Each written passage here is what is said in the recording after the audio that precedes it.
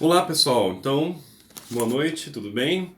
Vamos lá para o nosso último encontro sobre Karl Marx. Espero que vocês tenham assistido os vídeos anteriores, tenham gostado.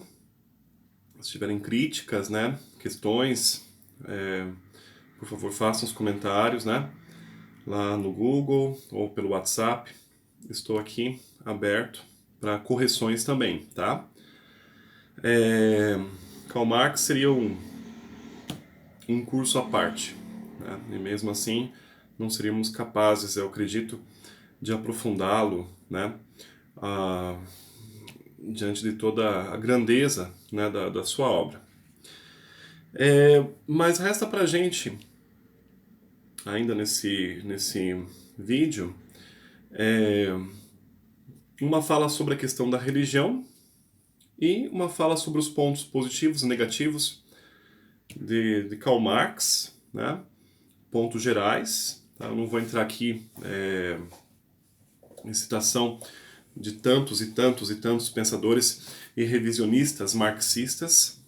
E hoje tem até um grupo que se proclama, né, como marxianos, como se fosse uma renovação do marxismo.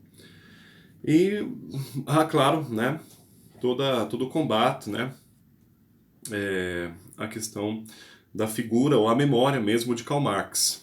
A gente está aí nesse ambiente de tensão política no Brasil e somos testemunhas disso, né? Então tem muita gente que critica Marx sem nunca ter lido nem ao menos o Manifesto do Partido Comunista. E nem ter ouvido falar de fato, né? Algo genuíno, né? Algo intelectualmente falando do pensamento de Karl Marx. Mas as pessoas citam, reprovam, né? E com ideologia questionam a memória de Karl Marx. Bom, e por final, eu queria citar aqui o Lenin e que é o caso da Rússia, né? E o marxismo ortodoxo russo. E em seguida o Mao Tse Tung, que é o marxismo empírico chinês. Então vamos lá. Bom, estou em aula, né? Não quer dizer que o que eu estou explicando aqui é o que eu acredito, né? Mas vamos lá então. Relembrando que Marx está num contexto pós-Feuerbach, né, da crítica à figura de Deus, esse super-herói, esse super-pai. Estamos aí num contexto, né, de darwinismo, de psicanálise, né, um século XIX bastante marcado por correntes pessimistas da filosofia, né? A gente pode citar aqui o Schopenhauer, entre tantos outros, né? E, claro, todo esse ambiente, né, e o contexto histórico-político vão provocar em Karl Marx as suas reações intelectuais, né? Então, para Karl Marx, né, a religião, então, ela faz parte da superestrutura. Então, vocês já viram nos vídeos anteriores, vocês já leram na apostila lá. Existe a estrutura econômica, né, ligada aos meios de produção, né, a questão da matéria-prima, né, o capital e o trabalho, né? E acima da estrutura, nós temos a superestrutura.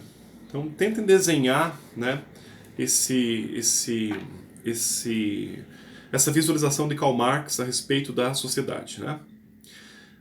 Na superestrutura, nós temos as instituições, que são aquelas que coordenam, orientam, controlam o povo. Entre elas, então, nós temos a educação, a política, a cultura, né? E nós temos a religião. Para Karl Marx, não se pode apagar, né, a política, a cultura e as orientações legais que garantem à sociedade um agir ético. Então, o mundo das leis, o mundo jurídico. Então, não se pode apagar política, leis, ética, leis e cultura. Cultura aqui de uma forma muito abrangente, né? Que seria a língua, seria a história do povo, seria a manifestação artística. Mas deve-se, segundo Karl Marx, apagar a religião da superestrutura. Por quê? Para Karl Marx, a religião ela foi uma superestrutura de preparação para a escravidão e para o capitalismo. Então, para aquelas fases anteriores que vêm, né, agora a ser aniquiladas com o comunismo. Então, lá no comunismo primitivo, lá no tempo das tribos, nós não tínhamos o problema da religião, né? Nós não tínhamos instituições religiosas. Elas começam a surgir com a fase da escravidão. Então vamos pensar nos sumérios, vamos pensar nos egípcios, né? Nos gregos. Qual era a função da religião naquele momento? Era preparar as classes operárias, as classes ignorantes, as classes, as massas alienadas, para a autoridade dos seus faraós, dos seus reis e etc. Depois, né, com o feudalismo e a consolidação do capitalismo, a religião, segundo Karl Marx, ela é uma superestrutura de cabeça para baixo, ok? Totalmente invertida em seus valores, uma vez que as instituições religiosas agora apenas carimbam a autoridade daqueles que têm o capital. E elas sobrevivem durante o capitalismo, né, com suas ideologias, com a sua percepção de mundo, com a sua educação, sua catequese, por assim dizer, o seu sermão dominical. Elas apenas sobrevivem, né, diante de uma autoridade agora que é aquela dos burgueses, dos capitalistas. E ela sobrevive fazendo um pacto de linguagem, de comunicação. Então, a religião teria uma função de explicação fantástica, primeiro, para compensar uma vida de dor. Então, para compensar, ela promove uma ilusão, para que você acredite nisso, e para que você continue trabalhando, e para que você continue conformado na sua situação, porque essa é a vontade de Deus, e o teu prêmio será no céu. E a outra função seria uma explicação metafísica de uma essência humana que não encontra na matéria a sua realidade. Então veja, explicar aquilo que você é não sendo.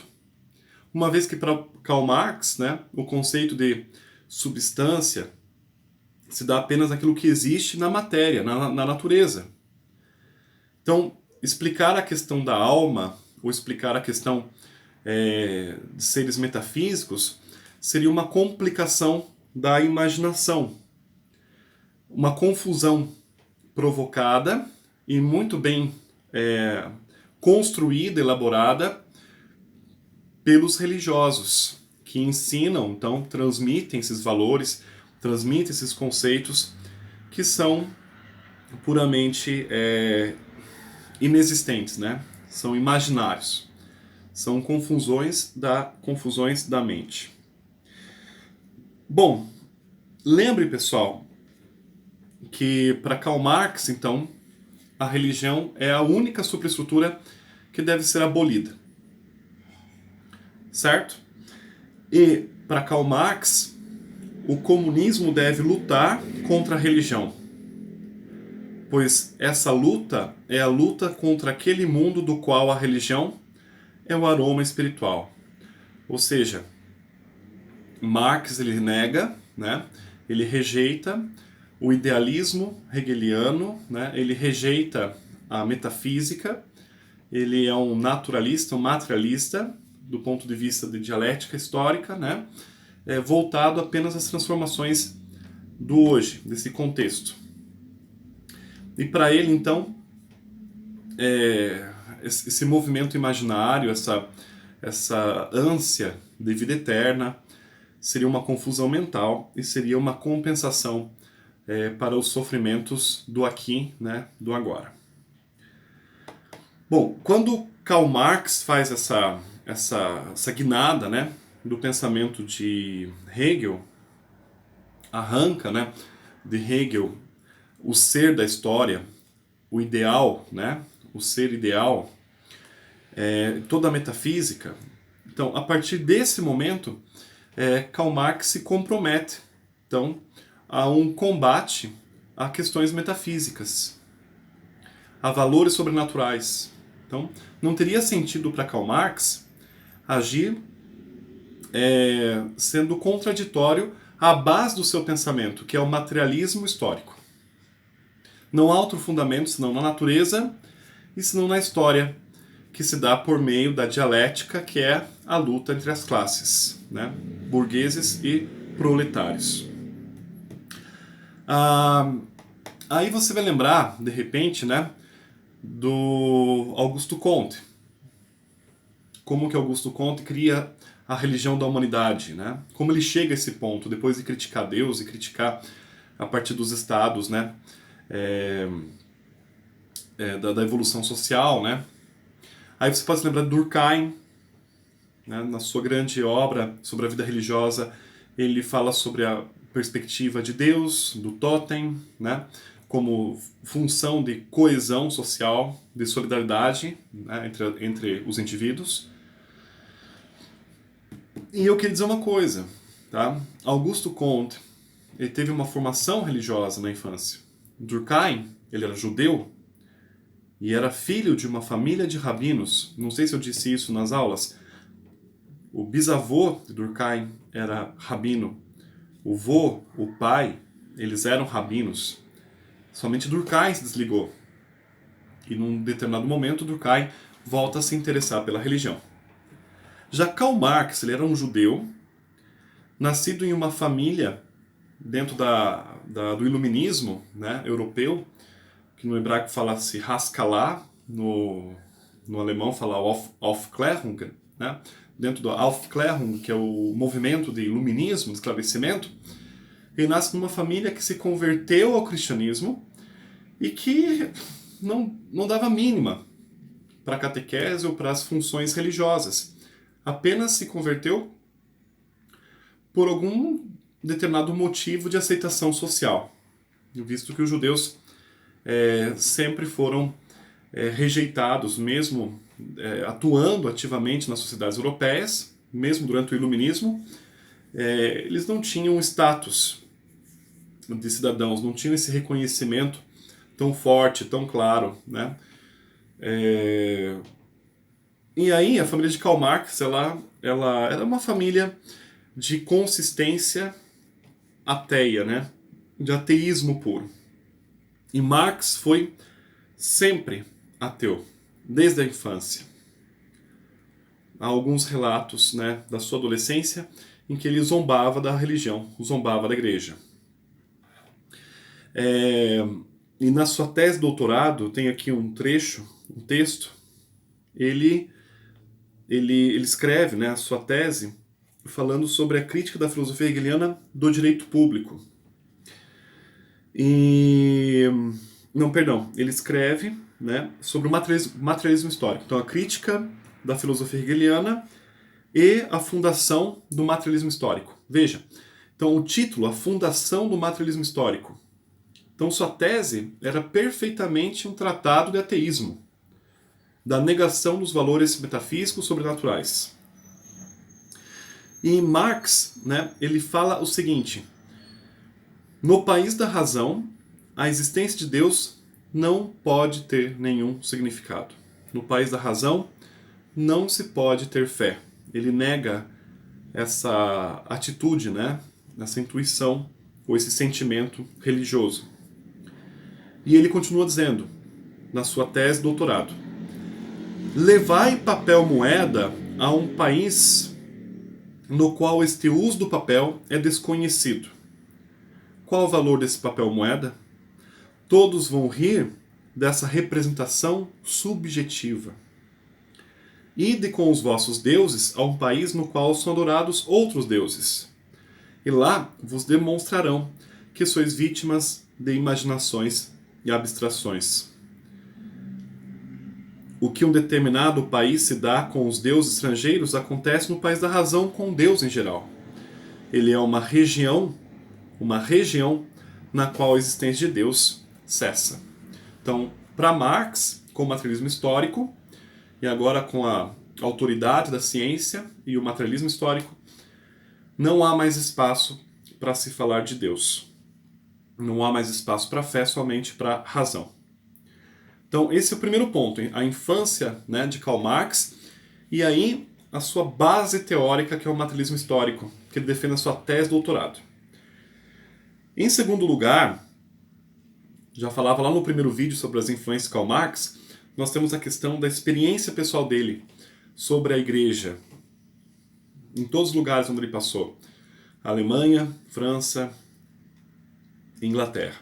É uma igreja que fazia concessões ao Estado e que se calava diante de desajustes sociais, para não falar de crimes contra a humanidade, né?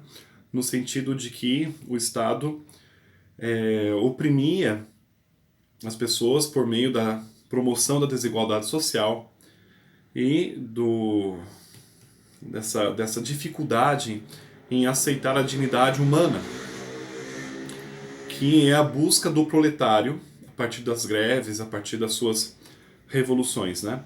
Então, o proletário vai lutar por seus direitos, o direito à licença maternidade, o direito à greve, né? O próprio direito à greve, o direito às férias, direito a uma carga horária de trabalho que fosse ajustada para que ele pudesse ter lazer, ou pudesse conviver com a sua família ao menos, né? A questão da idade mínima para se trabalhar numa indústria. E a igreja se calou por muito tempo.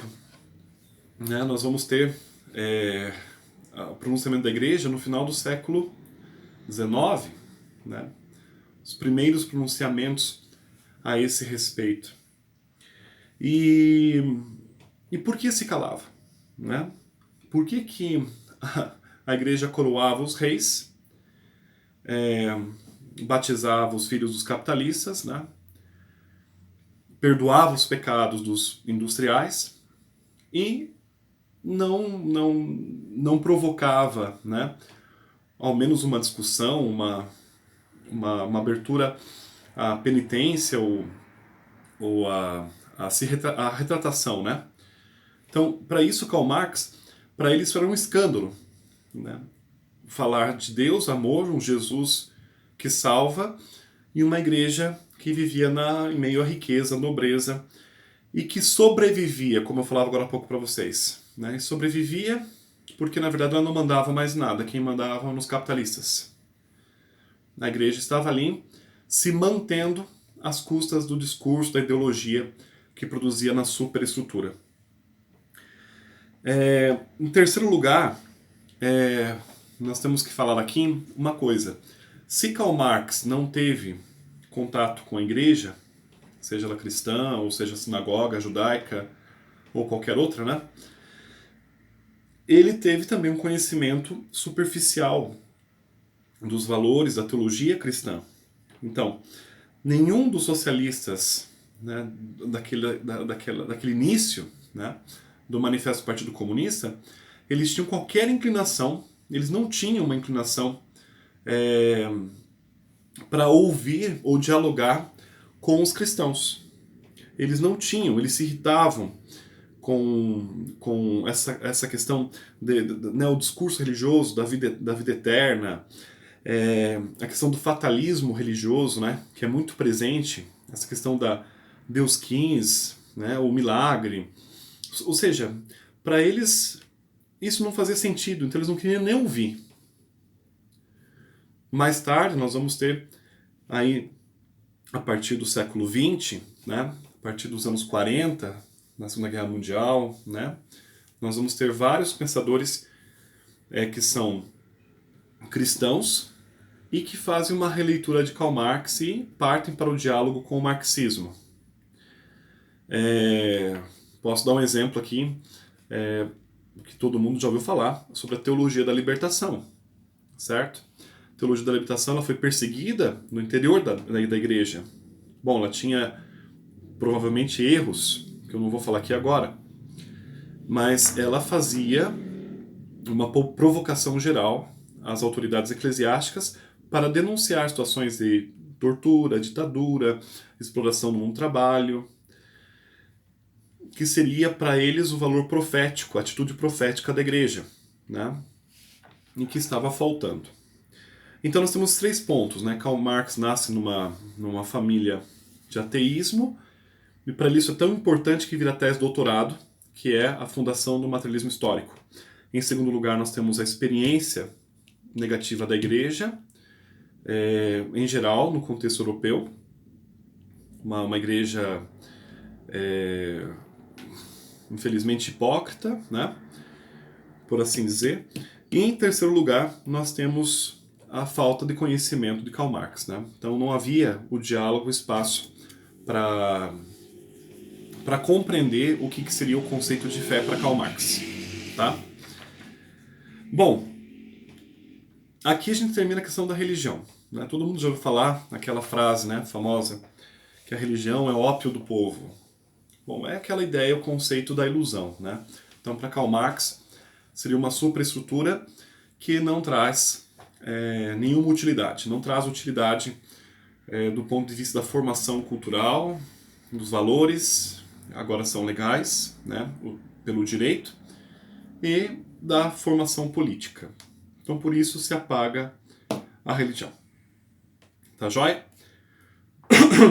Bom, antes de continuar a falar dos pontos positivos e negativos, acho que eu vou partir direto para o Lenin e para o Mao Tse-tung.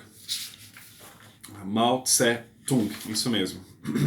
Então, o Lenin, eu convido que vocês deem uma olhada na biografia, para não se estender, né? O início ali da Revolução Russa, 1917, né? A questão dos czares, a monarquia, a questão de Trotsky, né? O Lenin, depois Stalin. Gente, nós temos conflitos pessoais ali muito grandes, correto? E nós temos um Lenin que absorve as ideias, né, do marxismo, não diretamente de Karl Marx, mas de seguidores de Karl Marx, que ali já tinham as suas próprias ideias, e ele parte para uma pesquisa sobre Hegel e sobre a questão da dialética. Então, para ele, né, para Lenin,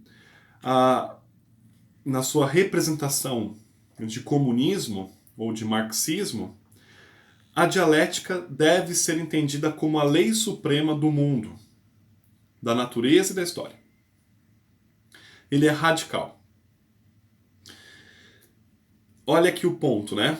Para Lenin, não deveria ter diálogo também com a monarquia. Não deveria ter diálogo com os patrões. Tá? Para ele, a dialética deveria acontecer na sua tese, antítese e síntese de uma forma radical. De uma forma radical. E é por isso que ele vai escrever um livro com o pseudônimo Vladimir Ilyich Ulyanov. Ok? Um pseudônimo dele. Para expor as suas teses. E entre essas teses, que seriam releituras de Karl Marx, ele fala sobre aquilo que falávamos na aula passada, que é a Revolução Proletária. Então, para Karl Marx, a Revolução Proletária parte do diálogo. Então, eu já dialogo com o meu patrão. Eu vou dialogar com o meu sindicato e falar com a representação dos patrões. E nós vamos ser eleitos democraticamente, vamos discutir lá no plenário, né? Lá no Congresso, não sei. Em último caso, deveria haver uma ditadura do proletariado. Para Lenin, o processo começa pela ditadura do proletariado. tá? Então, para ele, as ideias de Karl Marx se traduzem numa prática ou numa praxis radical. Lembra que o Karl Marx fala partir da praxis para a teoria? Não da teoria para a praxis, mas da praxis, a vida concreta, e aí vamos pensar o mundo. Para Lenin, não. Parte da praxis, né, e vai direto para a praxis. Vamos resolver o problema. É assim que a coisa tem que ser, né? Por isso que essa ideia da ditadura do proletariado, né, que é uma grande crítica a Karl Marx, de fato é uma crítica a Lenin, não a Karl Marx, né, não caberia. Lenin, então, dá uma interpretação muito rigorosa a esse conceito de praxis e, consequentemente, de partidarização. Então, tudo se convém, se é útil para o partido. Ah, pode ter mais de um partido? Não. Não pode ter, porque agora é o tempo do nosso partido. Então nós chegamos ao poder e nós vamos fazer a praxis, e aí, claro que com efeito, né, nós vamos ter a eliminação do diálogo e a eliminação dos opostos. Então é estranho como Lenin ele usa o conceito de dialética, que foi usado lá por Hegel, que é usado por Karl Marx, visando o bem-estar, né, e a apropriação do poder do partido dele. Bom, qual é o resultado disso? Nós vemos a União Soviética, né? Nós vemos a ideologia e a militarização da União Soviética, né? Bom, é isso aí. Infelizmente, essa é a questão, né? Então, para Lenin, nós temos a revolução do proletariado, que se torna a ditadura do proletariado, de forma bem clara. A questão da univocidade, só há uma voz, só há uma ideia, e essa ideia tem que ser prática, ela tem que ser radical, essa ideia tem que ser estabelecida pelo partido, né? Então aí vem a ideia de monopólio do poder. Na sequência, temos a extensão, né, do que acontece naquela Rússia monarca,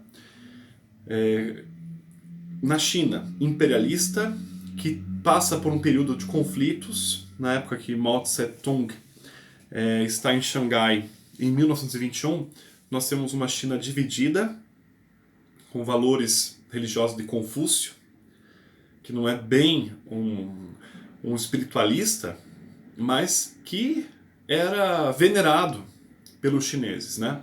Confúcio, ele foi um grande pensador, um sábio, que estabeleceu regras morais, virtudes, e que levou essas verdades, né, para toda a China. E unificou os clãs da China, unificou os impérios chineses. Então, Mao Tse-tung critica o confucionismo. Primeiro ponto. Segundo ponto, critica a república, uma pequena república que estava se formando. Terceiro ponto, por quê? Porque essa república para ele não trouxe nenhum benefício, não trouxe nenhuma novidade. Ele critica os imperialistas que queriam um retorno, né, dos tempos lá áureos, né, que a gente assiste aí nos filmes do Jack Chan, né? Ele queria, né? Tinha gente que queria, né? Aqui no Brasil tem gente que defende a monarquia, não é? Inclusive um dos príncipes está lá, sei lá se é príncipe ou neto de príncipe, sei lá o que, mas é eleito democraticamente porque tem gente que apoia, né? Acho que na época do Dom Pedro foi melhor do que é hoje. Talvez até fosse melhor do que é hoje, necessariamente hoje, né? Mas tudo bem. Então, a crítica de Mao Tse-tung era dirigida a Confúcio e a religião, dirigida à república que estava tentando se formar, né? Isso aos moldes americanos, né? Aos moldes ingleses, né? Temos lá a questão da disputa dos boxers, né? Dá uma olhada isso aí depois né? Vale a pena do ponto de vista histórico. Então, há uma tentativa de democracia. E há aquela nostalgia, aquele sonho de querer voltar para aquilo que sempre foi, né? Ser grande novamente. Então, ser monarquia, ser império. E lá em Xangai, ele está junto com outros chineses que tinham conhecimentos de direito, de economia, conheciam o pensamento de Karl Marx, tinham lido Lenin, tinham lido e traduzido textos que vieram da Itália, né, do Gramsci, etc. E eles estavam todos empolgados, né, em fazer uma revolta armada. E ali nós temos então uma luta, que seria uma retirada dessas tropas de Mao Tse-tung para o interior da China. Então o Matheus me ajuda aí, o pessoal me ajuda se eu estou falando besteira. E eles foram passando de vilas em vilas, né, convencendo as pessoas a se unir, e daí nós temos a famosa Longa Marcha, que aconteceu 13 anos depois, então em 1934, um levante popular com um discurso nacionalista, patriótico, de resgatar a China a sua autenticidade. Engraçado, né? Uma China autêntica, sem Confúcio, sem república, sem, ou melhor, democracia, república democrática, e sem império. A solução é adotar o que o Lenin fez, o pensamento de Karl Marx sobre a ditadura do proletariado também, né? E aí o Mao Tse-tung, ele diz que as experiências, né, históricas, tudo isso deveria ser apagado e deveria ser reiniciado uma nova fase. Essa nova fase sob uma visão completamente materialista, que não poderia dialogar com nenhuma outra corrente ocidental ou oriental, né? No caso o Japão que está do lado, ou a Índia. Não, deveria ser do zero, né? Por quê?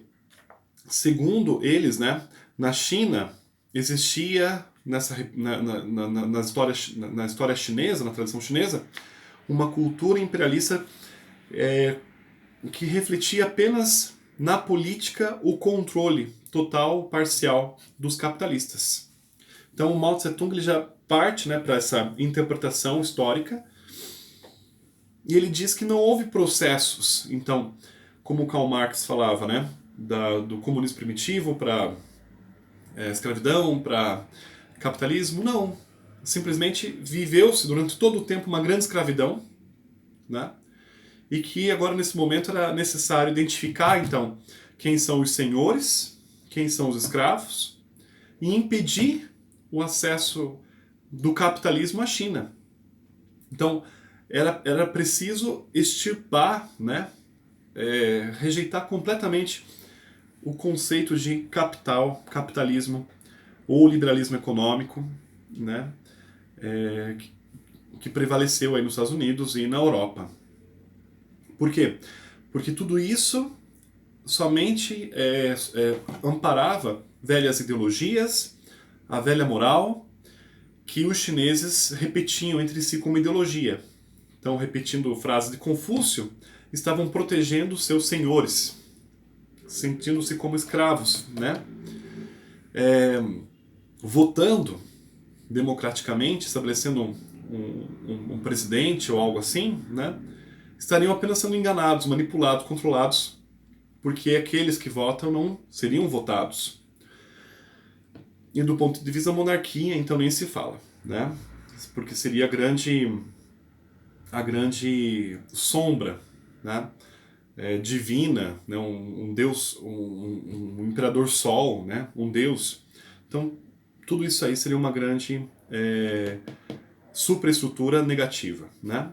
Então, de Mao Tse-tung, a partir da sua implementação de programa então de Estado, então programa de comunismo, o que não aconteceu na União Soviética, porque na União Soviética se combateu tudo que era contrário ao partido, mas o partido se manteve. né, se manteve e foi se mantendo, até que um dia a casa cai, né? Do lado do Mao Tse Tung, nós temos um maoísmo, ou talvez até uma doutrina quase religiosa. Retirou-se a figura de Confúcio, do confucionismo, e se colocou o Mao Tse Tung na praça. Ou seja, estabeleceu-se o maoísmo, como se ele fosse o visionário, um profeta, para o surgimento da nova China. Então veja, essa semana mesmo nós tivemos lá na China a reunião do Partido Comunista, né? Essas reuniões que acontecem a cada 2 anos, 5 anos, 10 anos, 20 anos, e eles estabelecem metas para daqui 50, 100 anos.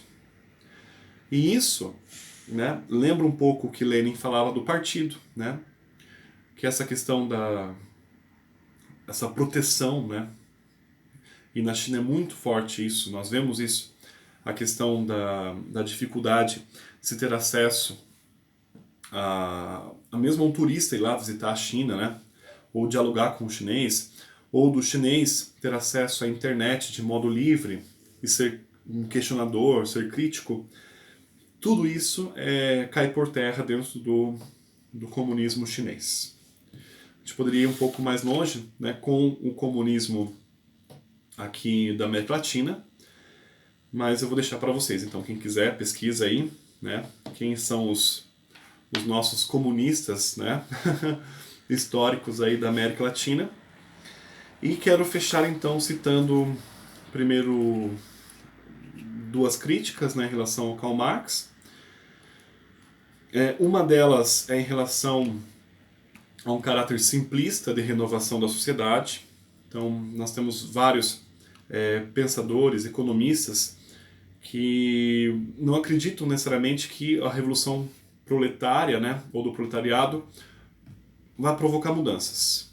Então, se a gente olhar aqui para a história recente do Brasil, há um tempo atrás, né, foi eleito alguém do Partido dos Trabalhadores, não quer dizer que ele é comunista, mas foi eleito. Ele não era do PCdoB, pelo menos, né, era do PT. E as pessoas acreditavam, não, agora o Brasil vai mudar. Mudou? Então, veja, existem muitas variáveis econômicas, sobretudo hoje, numa situação global, né, numa economia comunicante, né, e diplomática. Então, as coisas não são tão simples, tão claras, né? Uma outra crítica seria a questão de dogmas filosóficos, né? Então, quem critica isso aí são sobretudo os ingleses, né? E os americanos. Dogmas filosóficos e dogmas econômicos. Então, levanta-se uma bandeira sobre a mais-valia. E aí você começa a enxergar e a ver o mundo, tudo é mais-valia, mais-valia, mais-valia.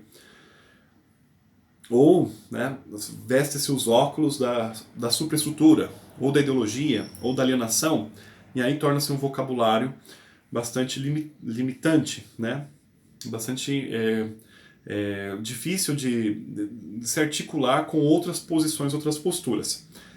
Então, muitos dos discípulos de Karl Marx e revisionistas marxistas ou marxianos, eles têm uma postura quase que religiosa, para não dizer extremista ou fanática, né? E um vocabulário também muito fechado, né, dentro das suas verdades.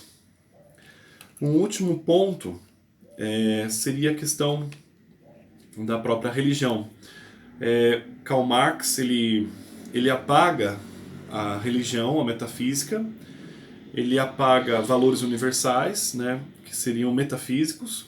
Então, tudo seria fruto da construção histórica, do materialismo, resultado da luta de classes. Tudo seria fruto de uma superestrutura, né, que está aí controlando, que está aí com suas leis, que está aí com sua religião. E a crítica que vem é que depois de Karl Marx há muitos filósofos e há toda uma linha de pesquisa de ciências humanas que resgata o valor do sentimento religioso. Então temos aí o Otto Rudolph, né, Mircea Eliade, né, sobre o sagrado profano. Então tem tanta gente, o Durkheim mesmo, né, Durkheim vem depois de Karl Marx, e ele resgata o valor da religião.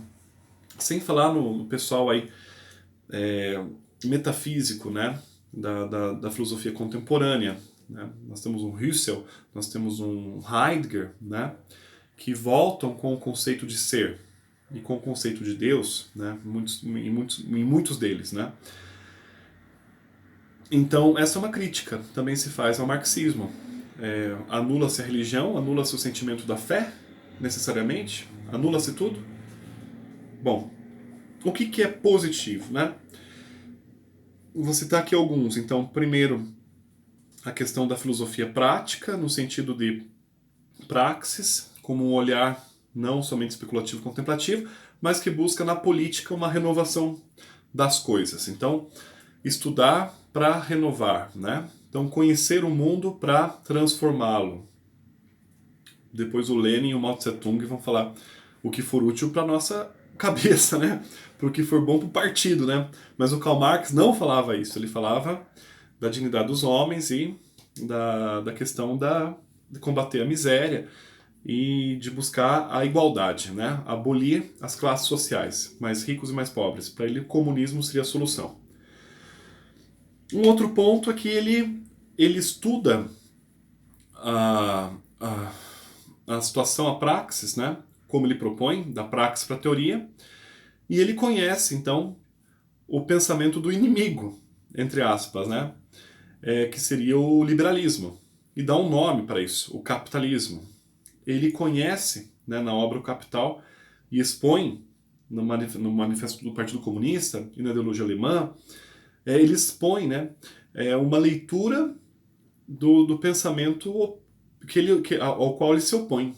E ele domina esse pensamento. Não dá para falar que Karl Marx não sabia economia. Não dá para falar isso. Quem fala isso, quem afirmar que Karl Marx não estudou economia ou não conhece, ou não é um grande economista, é uma pena, né? Não merece ser ouvida essa pessoa. Karl Marx foi um grande economista, e por que foi? Porque ele estudou e compreendeu, né, a economia no berço do liberalismo. Ele conhecia a economia. E ele expõe, então, a crítica a essa economia, né, na sua obra O Capital e nas outras grandes obras. Outro ponto importante, essa visão da estrutura sobre a estrutura e da organização social dos homens. Né?